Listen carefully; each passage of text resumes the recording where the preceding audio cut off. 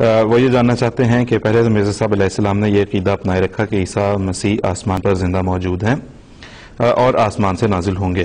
بعد میں کہا کہ ایسا عقیدہ رکھنا گویا شرک کا ارتکاب کرنا ہے.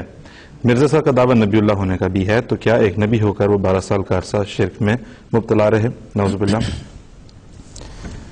بسم اللہ الرحمن الرحیم.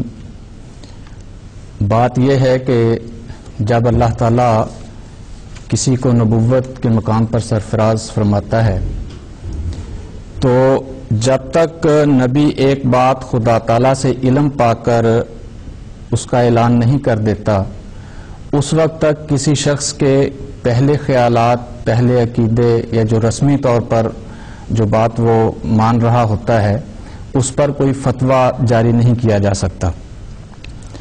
ایسی مثالیں ہمیں دیگر انبیاء میں بھی ملتی ہیں.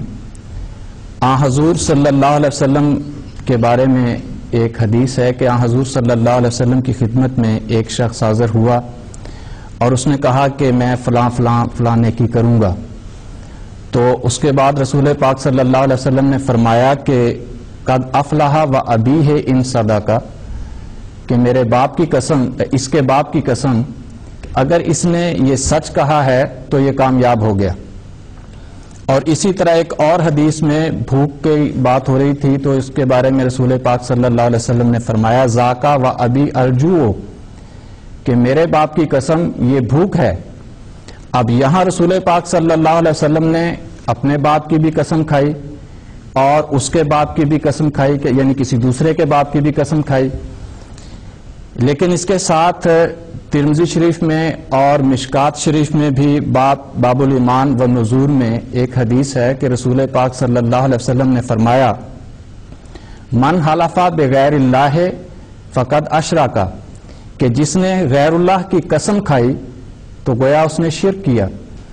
اب حضور صلی اللہ علیہ وسلم کی ذات کے متعلق ہم یہ تصور بھی نہیں کر سکتے کہ حضور نعوذ باللہ من ذالک یہ ارشاد فرمانے سے پہلے شرک میں مبتلا رہے ہوں. حالانکہ حضور اس سے پہلے قسم کھائی کسی دوسرے کے باپ کی بھی اور اپنے باپ کی بھی، اور بعد میں حضور نے فرمایا کہ جس نے غیر اللہ کی قسم کھائی اس نے شرک کیا ہے. تو حضرت ملا علی قاری رحمۃ اللہ علیہ مرکات شرح مشکات میں اس حدیث کے بارے میں بیان فرماتے ہیں. وہ کہتے ہیں کہ حاذ الحلف قبل النہی عن القسم بالآباء، کہ یہ جو قسم رسول پاک صلی اللہ علیہ وسلم نے کھائی تھی یہ اس وقت کھائی تھی جب باپوں کی قسم کھانے سے منع نہیں کیا گیا تھا. یعنی جب قسم کھانے سے منع کیا ہے کہ غیر اللہ کی قسم نہیں کھانی، اس سے پہلے کا یہ عمل ہے اور اس سے پہلے کے عمل پہ فتویٰ جاری نہیں کیا جا سکتا.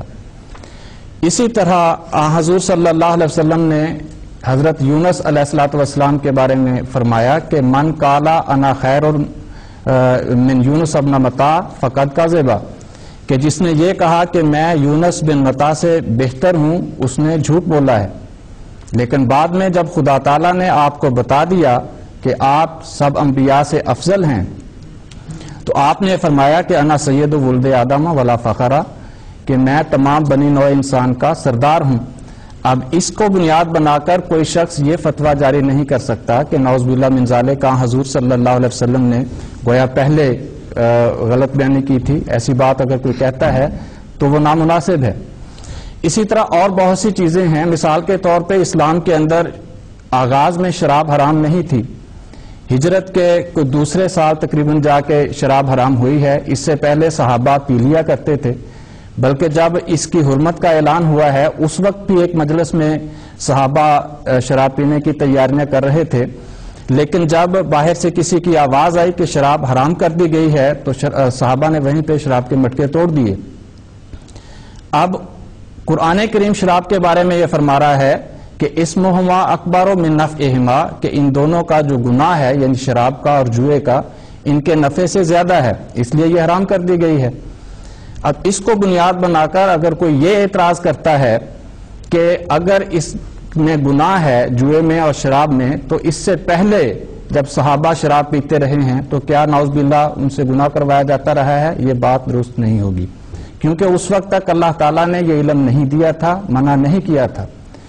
اور اسی طرح ہم دیکھتے ہیں کہ آج اگر کوئی خانہ کعبہ کو جان بوجھ کر چھوڑتا ہے، خانہ کعبہ کی بجائے بیت المقدس کی طرف منہ کر کے نماز پڑھتا ہے، تو اس کو لوگ کافر قرار دیں گے کہ جان بوجھ کے خانہ کعبہ کو چھوڑ رہا ہے۔ لیکن حضور صلی اللہ علیہ وسلم آپ جانتے ہیں کہ ہجرت کے بھی 16-17 ماہ بعد تک بیت المقدس کی طرف منہ کر کے نماز پڑھتے رہے، اس وقت تک جب تک خدا تعالیٰ نے منع نہیں فرما دیا کہ جب خدا نے فرمایا کہ اب اپنا رخ مسجد حرام کی طرف پھیر لو، تو اس وقت آپ نے اپنا رخ خانہ کعبہ کی طرف کر لیا۔ تو اس بنا پہ اگر کوئی اس تبدیلی پر یہ اعتراض کرتا ہے کہ جی پہلے جو کچھ کرتے رہے ہیں کیا وہ غلط ہوتا رہا ہے، تو قرآن کریم فرماتا ہے کہ یہ سوال بیوقوفی پر مبنی ہوگا۔ سَيَقُولُ السُّفَهَاءُ مِنَ النَّاسِ کہ یہ سوال جو کریں گے کہ ان کو ان کے قبلے سے کس نے پھیر دیا، یہ بیوقوفی پر مبنی سوال ہوگا۔ اس لیے یہ عرض ہے کہ جو رسمی طور پر عام پہلا عقیدہ ہوتا ہے قوم کا، اگر نبی اپنی سادگی میں وہ عقیدہ رکھتا ہے، جب تک خدا تعالیٰ اس کو منع نہیں کر دیتا اس بات پر فتویٰ ہم عائد نہیں کر سکتے۔ اگر کوئی ایسا کرتا ہے تو یہ نامناسب بات ہے۔ ہاں، جب خدا تعالیٰ علم عطا فرما دے کہ ایسا کرنا منع ہے اور اس کے باوجود اگر کرتا ہے تو پھر یہ غلط بات ہوگی، پھر اس پہ فتویٰ صادر ہوگا۔ قرآن کریم میں اللہ تعالیٰ فرماتا ہے وَلَئِنِ اتَّبَعْتَ أَهْوَاءَهُمْ مِنْ بَعْدِ مَا جَاءَكَ مِنَ الْعِلْمِ إِنَّكَ إِذًا لَّمِنَ الظَّالِمِينَ کہ تیرے پاس علم آ جانے کے بعد پھر بھی اگر تو ان کی خواہشات کی پیروی کرے گا تو ایسی صورت میں تو ظالمین میں سے ہوگا۔ لیکن علم آ جانے سے پہلے اگر کوئی عمل رسمی طور پر اپنی قوم کو دیکھ کر اس کا کوئی خیال اس پہ قائم رہا ہے اور بعد میں خدا کے علم آ جانے کے بعد وہ اس بات پر قائم ہو جاتا ہے جو خدا تعالیٰ نے اس کو علم عطا کیا ہے، تو اس کے پہلے عمل پر قطعی طور پر کوئی فتویٰ صادر نہیں کیا جا سکتا۔